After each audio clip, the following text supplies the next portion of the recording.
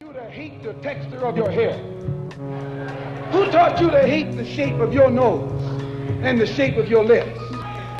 Who taught you to hate yourself from the top of your head to the soles of your feet? Who taught you to hate your own kind? Who taught you to hate the race that you belong to? So much so that you don't want to be around each other. No, before you come asking Mr. Muhammad, does he teach hate? You should ask yourself, who taught you to hate being what God gave you? Most of us blacks, or Negroes as he called us, really thought we were free without being aware that in our subconscious, all those chains we thought had been struck off were still there. And there were many ways where what really motivated us was our desire to be loved by the white man. Malcolm meant to lance that sense of inferiority. He knew it would be painful. He knew that people could kill you because of it, but he dared to take that risk.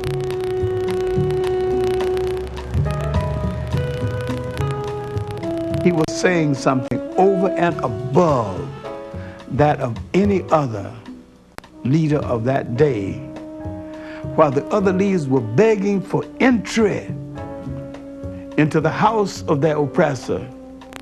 He was telling you to build your own house.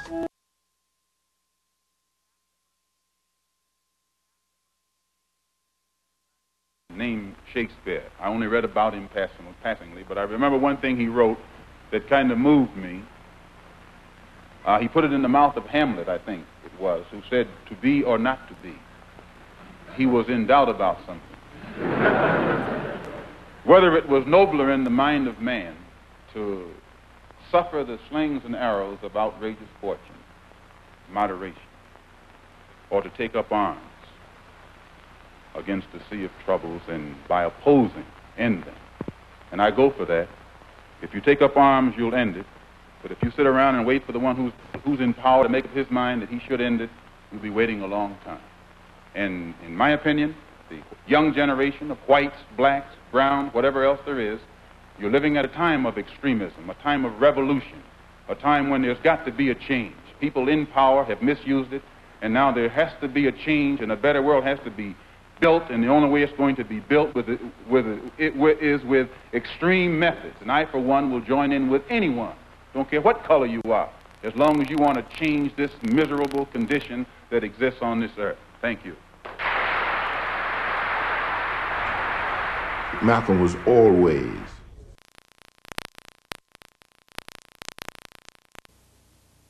history is a clock that people use to tell their political and cultural time of day. It is also a compass that people use to find themselves on the map of human geography. History tells of people where they have been and what they have been, where they are and what they are. Most important, history tells a people where they still must go and what they still must be. The relationship of history to the people is the same as the relationship of a mother to her child.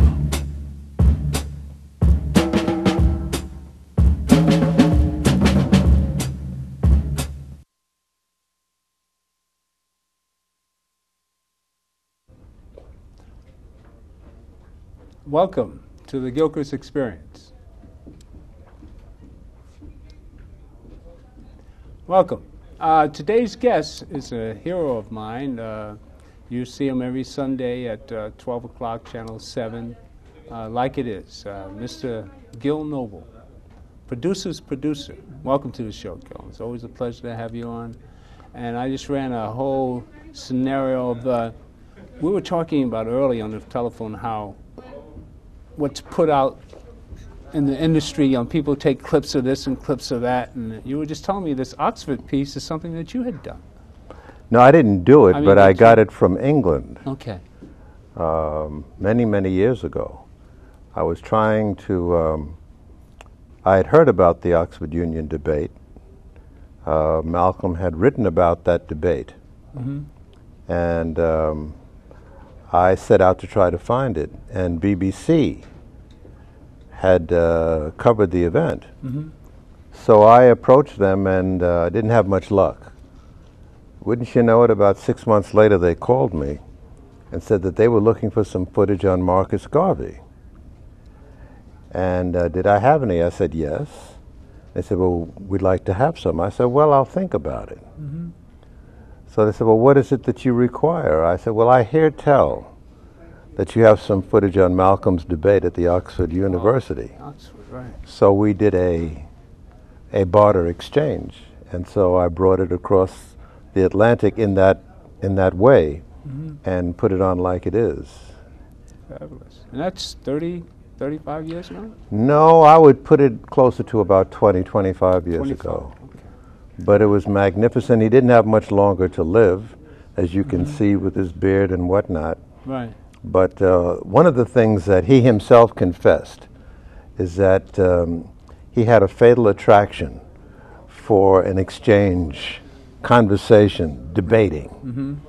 And so even though he was running for his life, he was invited to participate in this debate in England.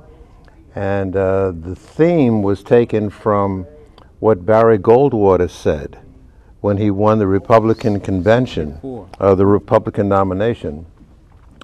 At the convention, he said to many of the advisors who had told him to stay away from the extremists because that'll cost you votes. And he wouldn't do that. He stayed with the extremists and the radical conservatives. And he got the nomination anyway. So at his acceptance speech, he said, let me say this to you, my friends, that extremism in defense of liberty is no vice. Moderation in pursuit of justice has no virtue. So the Oxford Debating Society heard that and were intrigued by that, so they decided to have a debate. And they invited Malcolm to come over from the States and argue in support of extremism. And so he couldn't resist it, so he went over. And he gave him a good spanking. As you see by the piece there, he came out and said that no matter what color you are, to fight the system, that it takes extremism. Do you feel that we're at that point now in our history? Well, as he himself said, the condition of our people is extreme. And so extreme conditions require extreme action. So, yeah, I believe that. I think he's right. Where do we go from here? You see what happened in year 2000, stolen election. We were disenfranchised in Florida. Definitely the guy we wanted in wasn't voted in. He was selected, not elected. And then the whole history of the Bush family, being in all the many years, 9/11. There's a conspiracy theory out that the Bush family knew something about this. The Saudis were allowed to leave immediately after 9/11. They were allowed to escape, as a lot of people say, because 19 of the terrorists were Saudis. Most of them were, I think, 11 out of the 19 were Saudis. Well, there were over a dozen members of the royal Saudi family in the United States. Right, exactly. And after the buildings were destroyed, all the skies over America were cleared. Nothing was allowed to fly, but strangely enough, a plane went all around the country, hopscotched to various airports and picked up members of the royal Saudi family and flew them out of the country. Nobody has really owned up to who allowed that, but it was noteworthy. Also, there were war games going on during 9/11.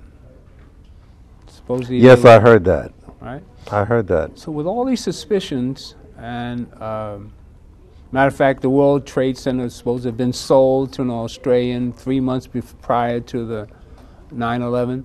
So there are all sorts of conspiracy theories flying around, and yet 2004, He runs against another Skull and Bones, Kerry. And again, there's suspicion about the second election. I heard in Ohio there were 300,000 votes not counted, black in particular.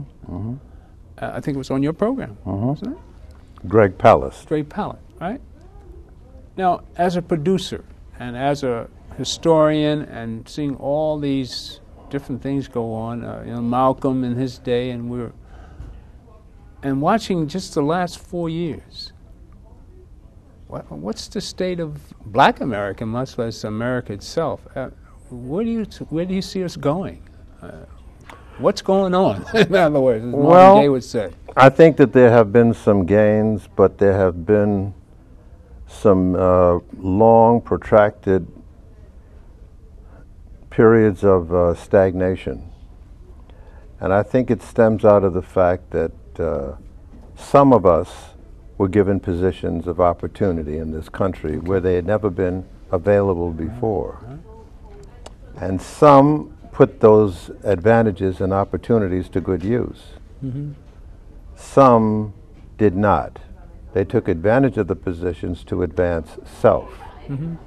So I think that there was sort of a rupture in the unity that had existed during the civil rights movement. And many today, and I've heard this criticism far and wide, that many of those of us of color who have done well have developed a severe case of amnesia and have forgotten how they got the jobs and the advantages and the lifestyle that they enjoy today. And they don't relate back to the communities from whence they came. So I think that there have been losses. While many are in prominent positions, there are many of those who were in those positions who are not flexing the kind of ethnic muscle that they could.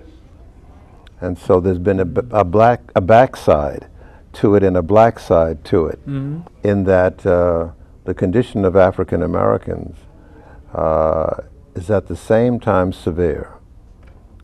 It's no secret that half the black men in New York City are unemployed. The whole condition of black America remains severe.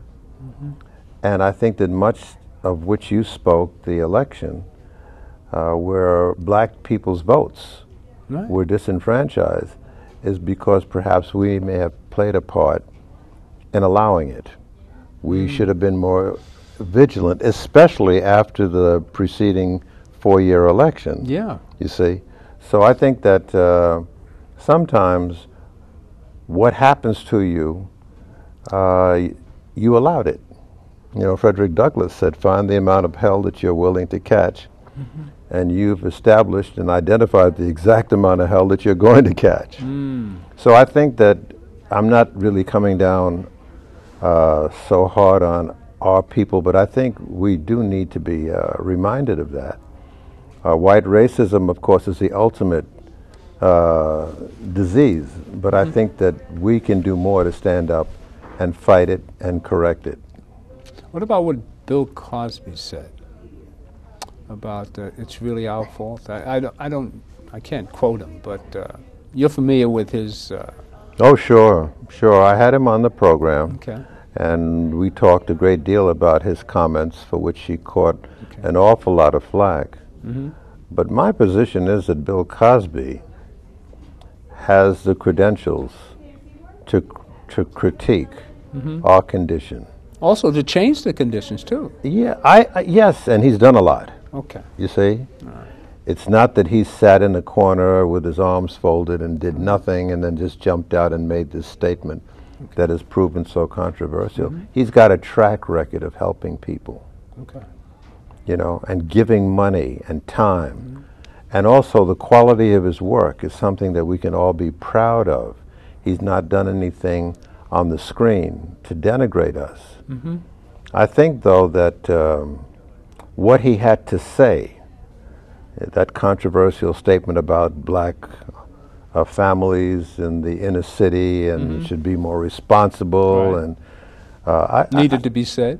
It needed to be said, and I think that he had the qualifications to say it. And many of the people who criticize him and, you know, have a lot of trouble with what he said haven't said anything themselves, you see? And I don't think it's fair to expect a problem this deep that is confronting us to be addressed perfectly in all dimensions in one speech. He spoke up and lifted up a scab that needed to be. And I salute him for that. And he has sponsored a lot of constructive thought, you see. And I'm just hoping that some people who were criticizing him will step up and say something themselves and do something themselves. Right now, Bill Cosby is going around from inner city to inner city without fanfare, talking with these gangs, talking with young people. I've seen him. I've been with him in that process. You don't hear anything about that. Exactly. He's quite a man. He's quite serious, and I salute him for that. He's a hero of mine. Well, you know, this is what the problem is. The media controls. I mean, the corporations control the media, as you well know. I've noticed that. All right. If we don't have control over the media, we don't get to hear stories about Bill Cosby. I remember there was at one point he was going to buy NBC, was it? Yes, NBC? he did. He wanted to buy NBC. Why wasn't he allowed, or why aren't we allowed to control our own images? I don't know the ins and outs of it. I heard that the financing that he needed, he wasn't putting up all the financing, I hear. And the companion package that he needed and had been committed to, the people who had the money, at the last minute they pulled out. Why? I do not know. Okay. What was it that you would ask? The question was about the media control. I was thinking that maybe today one of the answers to our question is to have I'd like to see a television station owned by and controlled by us. Amen. And somebody such as yourself being in some sort of director's control on what's put on the air. I think it's a great idea, but it costs money to run a TV station. Okay. It costs money to pay the salaries and buy the equipment, as you well know. Okay. And one of the things that we have not done as a people is developed our economic strength. Okay. There are a lot of us in this country, and we spend an awful lot of money in this country, but yet there is no community that I'm aware of that we control. The Harlems of America, the economy of the Harlems of America are not controlled by us. And any black community that you go into, even though you may see black people who have made it and are enjoying a good lifestyle, we don't control the economy of that community. And so that has many repercussions because it compromises our ability to influence media, to influence schooling, to influence police, politics, everything. Money is what really influences all the things that have sway over our lives. So I think that if we want media, we're going to have to really develop some economic strength. Because I don't think that it can be expected to come from those who have other agendas. I think it is right, if we want to have our own say, that we should be financing that ourselves, and we have the money. We're spending the money. You go in our communities and you see all these corporations that are making money in our community, but they take that money home, as Malcolm said. At the end of the day, they take that basket full of money that they've earned off of us and take it to their communities and bank in their communities. And so our communities remain poor and poorer and poorer. And this is a global situation. You go to Africa, same thing. The economy of the African countries are not controlled by Africans. South Africa doesn't black South Africans don't control those diamond mines. That's right. The oil in Nigeria is not controlled by black Nigerians. So everywhere you go, it's the same situation. And I'm hoping that that can change. And that's one of the wonderful things about Malcolm, that he had risen in such a short time to have such a tremendous analytical ability. And so he saw this, and he was talking about it. He said, we're up against a power structure. Is it a local power structure? No. Is it a national power structure? No. Then what kind of power structure? I know this speech by heart. He said, a Western power structure. In other words, there's a national, international power structure that's operative. And if we're going to have any sway over the manner in which they behave, we're going to have to demand it. Okay. And that includes media. Yeah. Well, you know, my ambition, we've talked about this other times you've been on the show. I have an ambition. I'm a little radical in my thinking. I like for all Harlemites to get together, and I've said this on my show several times, and throw up fences around Harlem and claim it as our land. I mean, we should be fighting for Harlem as our homeland. I mean, people should realize how the rich culture that we have to fight for. I mean, you were born and raised in Harlem, and it's sad to think that our young people don't have that same energy. So it's going to take, you know, elders' statements such as yourself to lead the way in direction. I still have an ambition to own a television station in Harlem, at least an M&N uptown, at least something like this uptown where we have free television and people can express themselves. Because I find that this is the most rewarding thing that I've ever done in life. And watching you over the years, it's just so... I mean, the imagery that you've put on of our people over the last 30 years that you've been around has been so empowering. I mean, we talked about that piece of the young lady that had a problem with her color. You remember? Oh, yes. And I wanted to run the piece, but I didn't go through the formal arrangements and the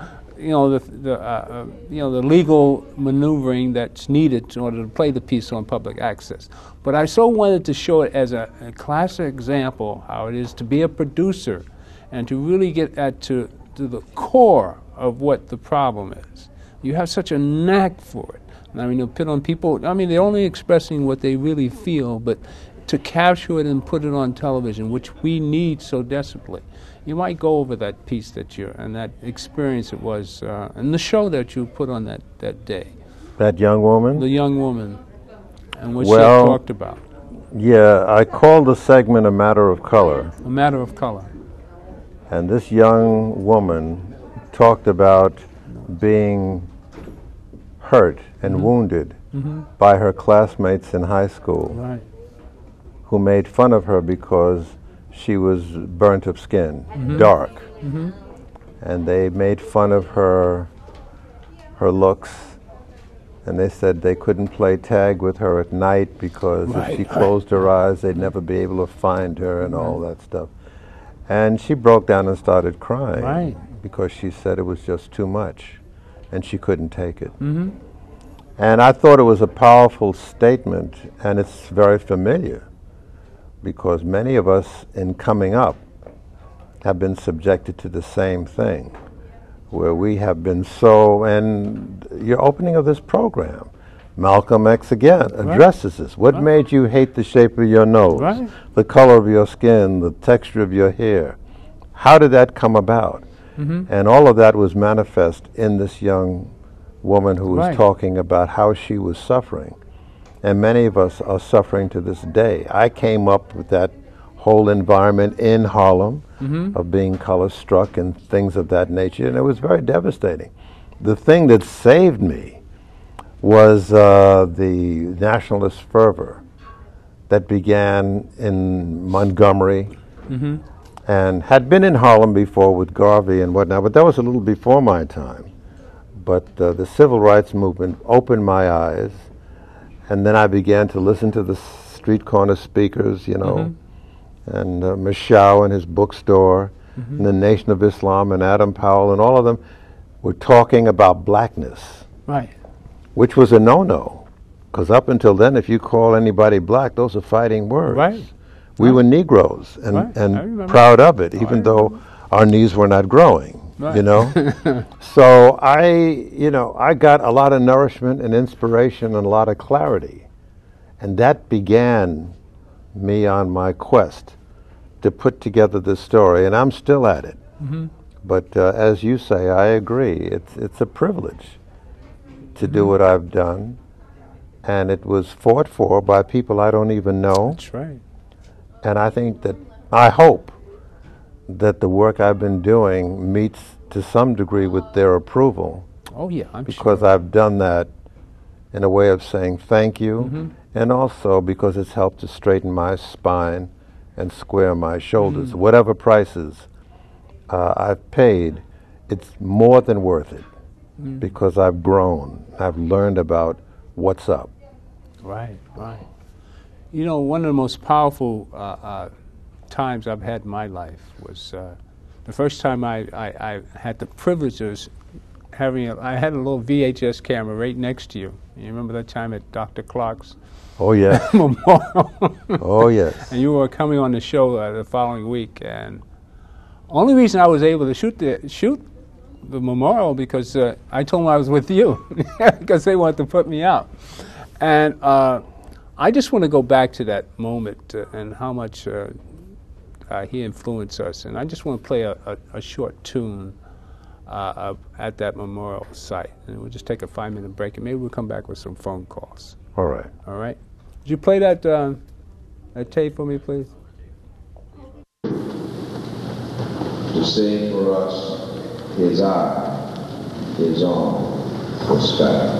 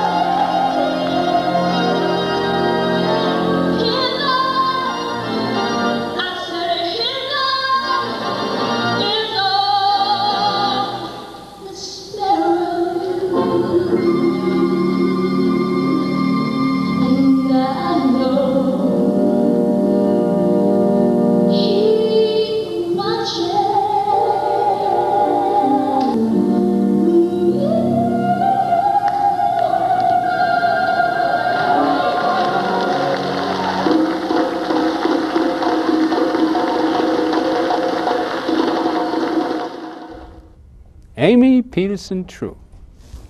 My, That was my. a treat, huh? You remember that night? What they used to was- say in those days? Do Jesus. Did you?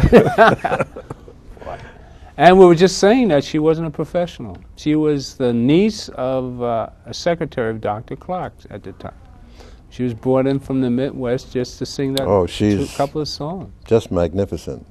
That was quite a day. Yeah, that was quite a day. Yes. Matter of fact, the piece we just played, I had interviewed Dr. Ben. Yeah. Matter of fact, it ran last week, last Wednesday. I played that piece, and I thought I'd come bring it back and Thank you. review that evening. But that was the first time I had gotten close to being a producer. I was in such awe of what happened that day because I didn't know Dr. Clark like I should have, and I felt like a lost child. I mean, I was in such awe of everybody. I remember Professor Smalls was there, and everybody knew Dr. Clark except me. I felt like I had really missed something. And there's so many things like we played a piece there that Wesley Snipes had done, The Great and Mighty Walk. Yes. Now, that was very little. I mean, there's no publicity on that one. There's a great piece right there that should have been promoted more. Yes. I mean, there was a giant of a man, really a true historian who taught himself how to read and write and became a doctorate of how many degrees after so many years. I mean, there's a man who really pulled himself up by his bootstrap. Coming out of, what was it, Alabama? I think it was Georgia. I may be mistaken. He was raised in Georgia and born in Alabama, I Maybe, think it was, in yeah. 1915. Yeah. Sharecropper's son. Yes. And it was amazing, the story, that Great and Mighty Walk. I recommend anybody that can get a copy of that piece by Wesley Snipes. Beautiful piece. Yes. And it's really a St. Clair Bourne, I think, did. Yes, the director, yes. But No. Wesley underwrote Produced it, I it. hear. Right. Yeah. Now, it leads me up to what we've been discussing for quite some time. It's a project that I take particular pride in wanting to do, or to possibly with your help, black biographies. You know, this is paramount to our survival, to promote how people survive in this trauma we call America. I mean, it's especially in the light of what happened in the last 4 years with Bush and what's going to happen in the next 4 years. And I see 2005, I see terrorism on the uprise.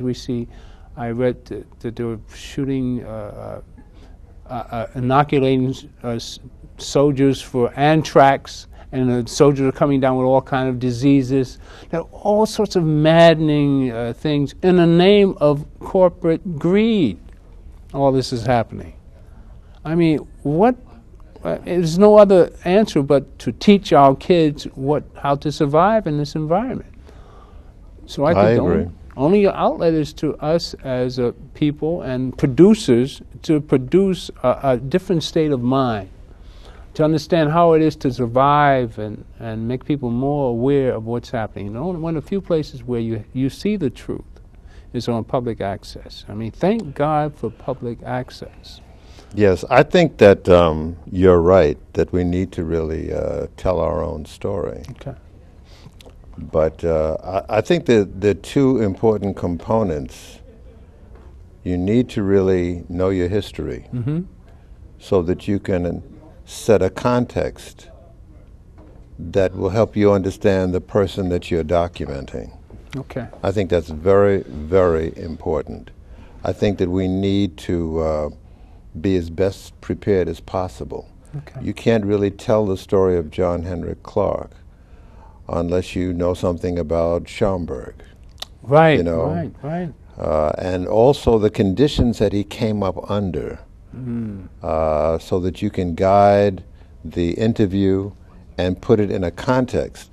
A man or a woman's life is really shaped by the conditions under which they grew up. Times. So if you don't establish that context, you do a disservice to the subject. So I think that those of us who are interested in doing producing and documenting really need to do homework.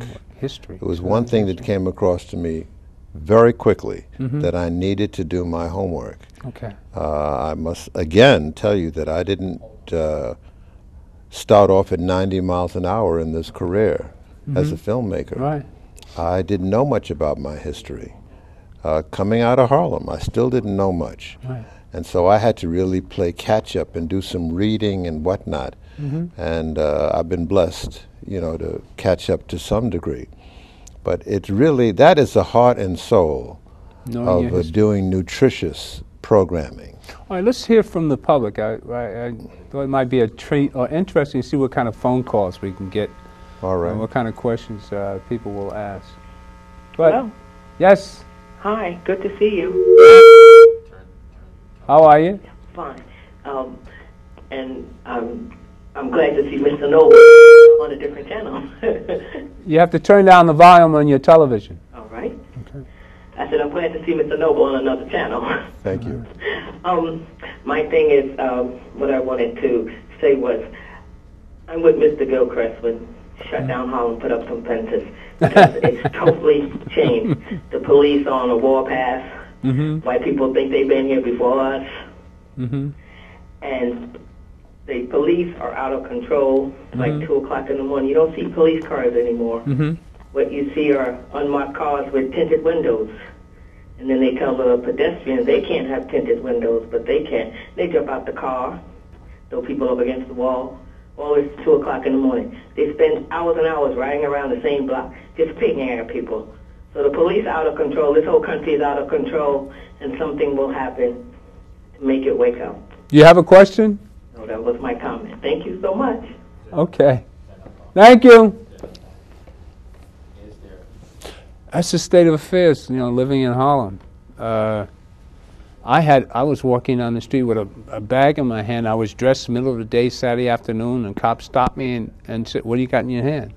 And luckily, I had the cap on a bottle of beer, a small bottle of beer, at 3 o'clock in the afternoon. How recent was this? This summer. That's past summer. 3 o'clock on a Saturday afternoon. They had all right, next phone call? Yes? Yes, you're on. Oh, hi. Hi. Mr. Gilchrist. Yes. I'm interested in your historical perspective with regard to ordinary people's lives. Right. Because I feel that even the great ones had to start out just as ordinary people. So in that sense, we are our own history maker. And just the ordinary things could be documented.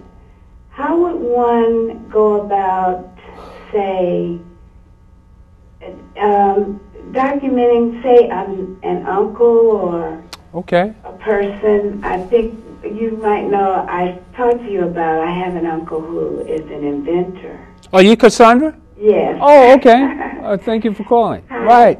Right, yeah. Well, that'd be a great biography. That's what I'm talking about. This is what I mean, that if you take the whole premise of showing how people are successful in life and doing biographies on them and teaching others, you know, which direction through all these frustrating things that we go through, how do people still succeed? Well, the other thing is that even though he is an inventor and he has several patents, he is being stopped from the ultimate success of being financially secure in his invention because he meets with the resistance of how can we let this 80-year-old black man become a Bill Gates? Right, okay. How can we, how do you approach the system if you have this huge invention and the system won't let you in? So you can't become history because they won't let you. So how do you show the struggle of that person and still make it relevant to say, even this is a success, but it's not financially successful? Well, one of the reasons that we have Gil here today, we're talking about doing something as a team of producers. And you stay tuned and you'll see a corporate structure where we can take in people and sort of, especially people with talent like that, and have an invention, and you have some sort of protective cover. Yeah. We need a black corporation where we can cover things like this, where we have a networking system where, somebody in the family, a corporate family can be covered and protected. Well, he's invented an engine that can clear the air of too much pollution. Right. And it almost got stolen from him by NASA. Well, we'll talk about that. We're going to do something about that. We need to talk about it, and I would love to do his story because he came from rural Georgia. Okay. He like Mr. Gil Noble just said, he has a history. Okay. He was raised in rural Georgia during the Depression and was on the Navy boat that got hit in Pearl Harbor and was in the galley and almost got killed. So he has a history of surviving. Also a wife that tried to kill him. Well, we can't, Cassandra, we can't tell the whole story right now. No, but come into that context too. Okay. I like context. All right. So we'll talk. Oh, we'll definitely talk. We're talking already. Thank you. But I know your story very well. Love all right. the show. Thank you. Bye-bye. Now, that happened to be somebody I've been talking to about an uncle, so it's a very interesting story, but we'll talk about that further. We only have a few minutes left. Quite a few people on the phone. Somebody have another question? Hello? Yes. Yeah, let me ask you a question. You just mentioned a topic earlier involving Involving what? Yeah, go ahead. Yeah, you just mentioned earlier about involving Stop and Frisk in Harlem. I mean, basically, I used to live in Harlem one time, but now I live on the Upper West Side of Manhattan, you know what I'm saying? And my topic is, the question we really asked you, have you been aware lately in the news media, there's been a lot of secret suicides, people jumping out of buildings in Manhattan recently, and these doormans, particularly whites, are jumping out to commit suicide and jumping out of buildings lately? Have you been aware about that? No. There's been articles about that in certain papers around, in my papers like in the West Side Resident, and they're not exposing this close enough in the media. And it's the same thing what happened during the Great Depression back in 1929. It's like you're starting to see that all over again. And it's like a rapid payback was going on. You know what I'm saying? Are you all aware about this? No, you got me on that one. Oh, I see.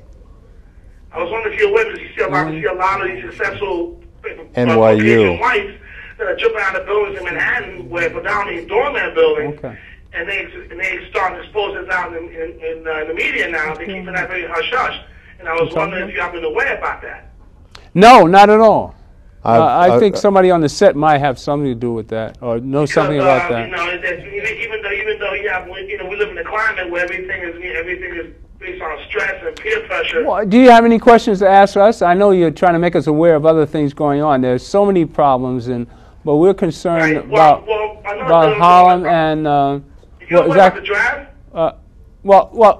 This is not a question there. You have some direct question to us, not be giving us a current event lesson. All right? Right. Okay? Right. Stick to the subject matter, please. Well, yeah, that's my particular question. All right. Thank you for calling. Hello? There's another voice. Yeah, go ahead. I'm sorry. Go ahead. My question is to Mr. Noble. Before, I don't want to say we were free or anything, but years ago when it was in the, shall I say, black presence, and we were just separate but sort of equal, do you think things should have stayed that way? We were better off that way than we are now? This question is for Mr. Noble, please. Do I think that things were better before than they are now? Yeah, when we were just black shunned away, we were over there and they were over there. Well, segregation, you mean? Sure. Oh, okay. You think we were better off with segregation? Was it better back then than it is now, I think. Well, you think we were better off when we had segregation? Oh, sure. Okay. I believe in equal but separate. That's what I mean. That's interesting. What do you think about that, Mr. Noble? Well, I do believe, as I said, in us controlling our own turf and having control over our communities and our businesses and things of that nature. And it's an interesting point because before the Civil Rights Movement, there were many communities where we were forced to have our own stores. That's right. And our own beauty parlors. Right.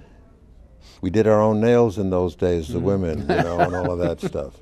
And now that we've got integration, there have been some setbacks because there are a lot of businesses that we don't control. There are very few businesses in any black community that we control.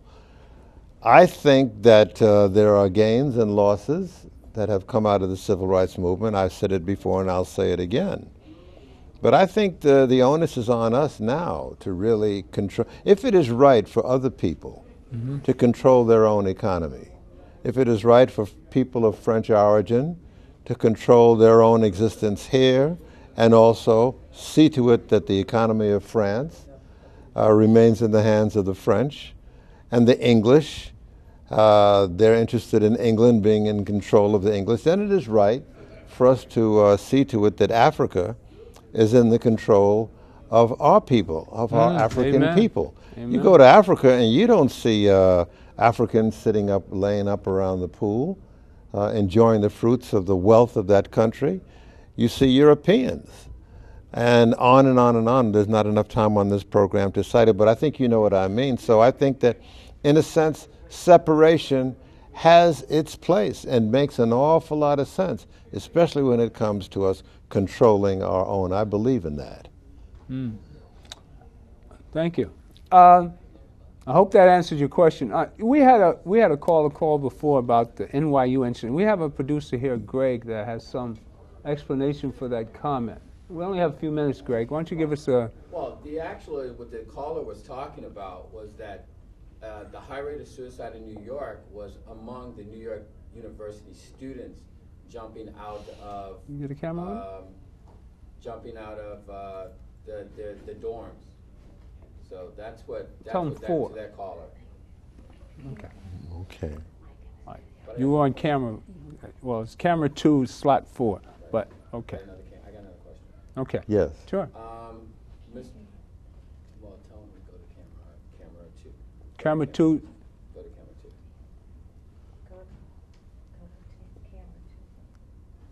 It's actually, I've got a program for slot 4. Mr. Noble, my question to you is, what's happening to our black leaders, our leaders that were out in the forefront? What do you, in your opinion, what happened to the Jesse Jackson now that he's a world leader, but he started off in our community? What happened to Reverend Al Sharpton, who also was on the forefront of making things happen? What's going on? What do you see this happening? All of a sudden they're taking, if I may, a back step, or they're going out to Hollywood, or they're not on the forefront like they used to be. 3.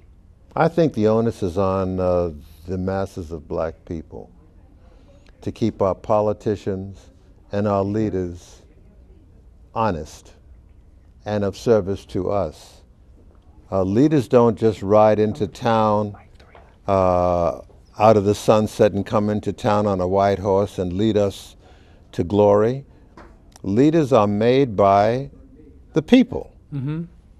We have a grievance, we get together, we nominate a leader, just like we did in Montgomery. That's the way it should happen. And once you nominate and elect your leader, then you are obligated to see that they remain loyal and of service to your cause. Many times when we go to vote, after we pull the lever, if it's counted at all, right.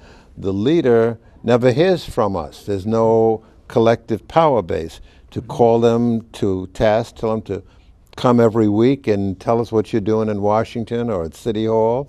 We don't do that. So I think the onus is on us to keep our leaders and our representatives honest. Otherwise, you see, there are so many enticements. Leaders and, politicians are subjected to a lot of enticements, and some of them go astray. That's true. I'm not sure if you heard Greg's question, because we had an audio problem. Did they hear you, your question? They heard you? Okay. All right, but we have another phone call. All right, one more, and then tell my 50s. Hello. Yes. Hi, I want to say good evening to both of you, Mr. Noble and Mr. Gilchrist. And I heard, Gilchrist, I heard you say something earlier about the fact that you were stopped with a bag or something to that effect. Yeah. And, you know, it just seems like what's really going on now is just, I mean, it's been going on for a long time, but it's an all-out attack, really, on the black community. And I've said this before, you know, and I caught a lot of flack for saying it sometimes, but I've said that white men create conditions that give birth to chaos. And what I mean by that is basically is that they have a propensity for offsetting the initial conditions which really result in a chaotic situation. It seems like what's happening now in the black community is that the black male is in a state of chaos, and this was supposed to have happened probably 100 years ago, over 100 years ago, when we were freed. They thought that we would just go crazy then.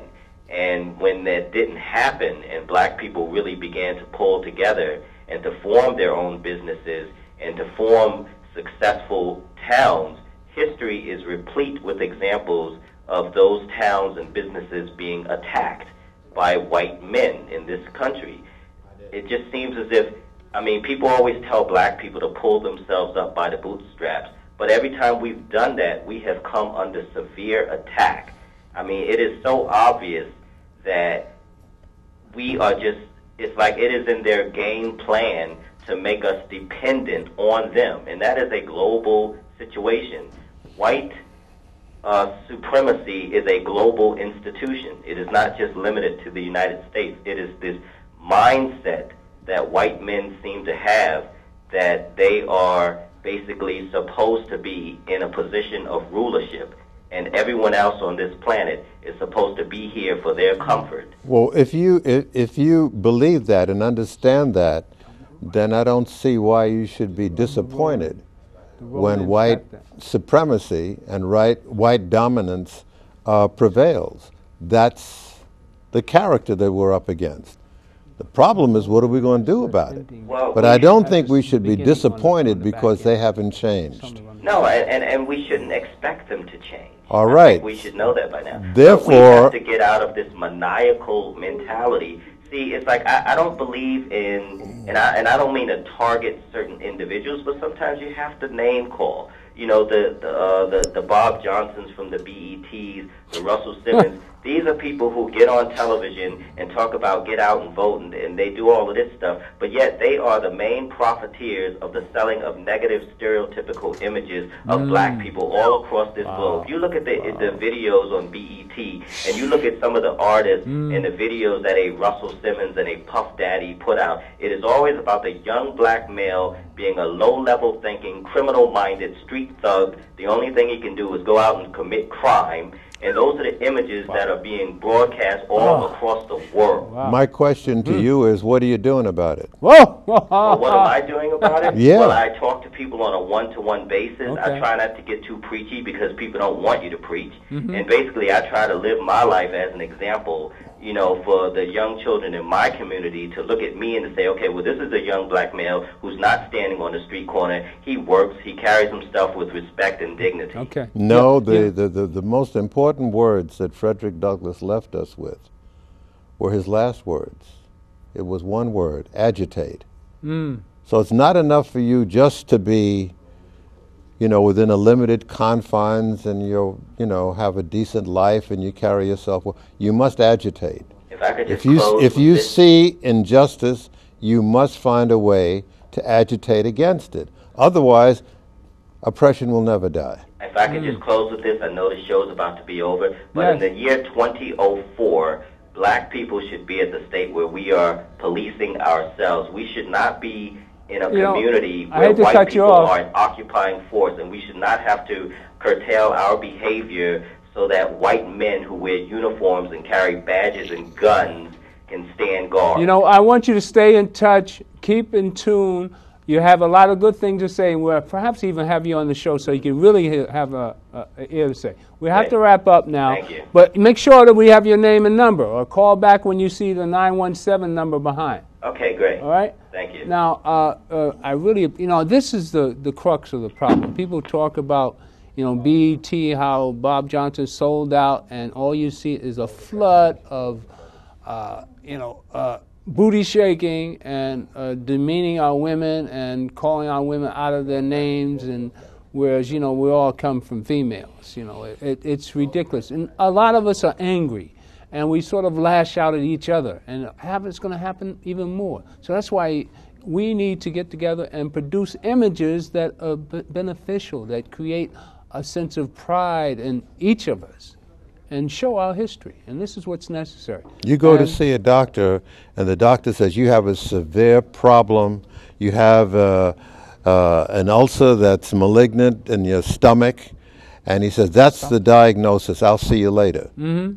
What are you going to say to the surgeon? Where are you going, man? Come here and get this thing out of me. Right. Do something about the malignancy. Right.